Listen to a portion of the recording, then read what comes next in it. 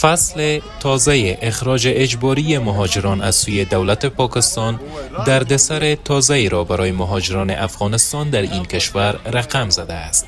اخیراً رسانه‌های پاکستانی گزارش دادند که از 3 تا 13 اپریل دست کم 8581 پناهجوی افغان از این کشور اخراج شدند.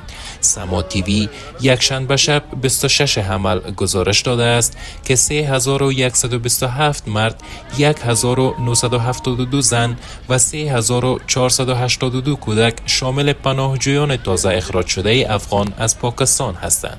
بر اساس این گزارش پناهجویان اخراج شده شامل 310 خانواده بودند که با استفاده از 287 وسیله نقلیه به افغانستان بازگردانده شده‌اند.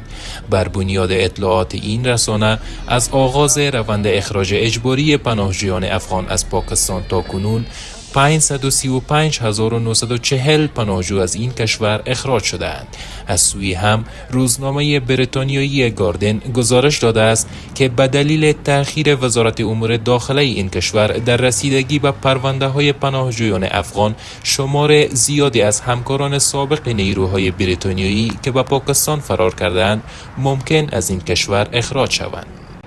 مرحله دوم اخراج مهاجران افغانستان در حال شروع می شود که هزاران تن پس از آغاز حاکمیت طالبان بر افغانستان به پاکستان پناه بردند، اما برغم خواستهای مکرر نهادهای بین المللی مبنی بر توقف روند اخراج اجباری پناهجویان از پاکستان، مقامها در اسلام آباد گفتند که این روند همچنان ادامه دارد.